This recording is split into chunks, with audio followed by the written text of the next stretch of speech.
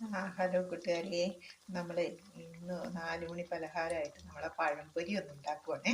ചായക്കടയിൽ നമുക്ക് കിട്ടുന്ന പഴംപൊരി വെറുതെ ഒരു സാധാ രീതിയിൽ ഉണ്ടാക്കിയതാണേ. ഒരു പഴം, ഒരു ഏത്തപ്പഴം രണ്ടായിട്ട് മുറിച്ച് അത് നടുവേ പിളർന്ന് അതിൻ്റെ ബാറ്റർ ആദ്യം തയ്യാറാക്കിയായിരുന്നു. ഇച്ചിരി ഗോതമ്പ് പൊടിയും ഇച്ചിരി മൈദാമാവും ഇച്ചിരി അരിപ്പൊടിയും കൂടി അധികം ലൂസാക്കാതെ നമ്മൾ കുഴച്ചെടുത്തു. അതിന് മഞ്ഞൾപ്പൊടിയും പഞ്ചസാരയും ഒക്കെ ചേർത്തു. എള്ളൊക്കെ ഇടാം, പക്ഷെ നമ്മൾ എള്ളൊന്നും ഇല്ലായിരുന്നു, എള്ളൊന്നും ഇട്ടില്ല.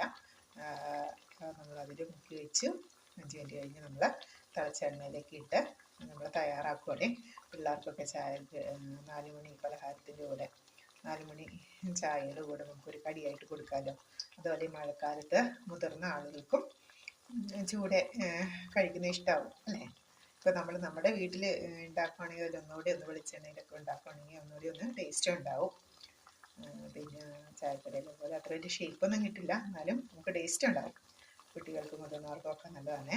എല്ലാവരും ഉണ്ടാക്കാറുള്ളതായിരിക്കും അല്ലേ. ഇന്നിപ്പം എനിക്ക് സമയവും കിട്ടി, അപ്പോൾ പഴവും ഉണ്ടായിരുന്നു, എല്ലാം ചേർത്ത് ഉണ്ടാക്കുകയാണ് ചെയ്തത്. അപ്പോൾ അടുത്തൊരു വീഡിയോ ആയിട്ട് നാളെ വീണ്ടും കാണാം. Bye bye. ഓക്കേ.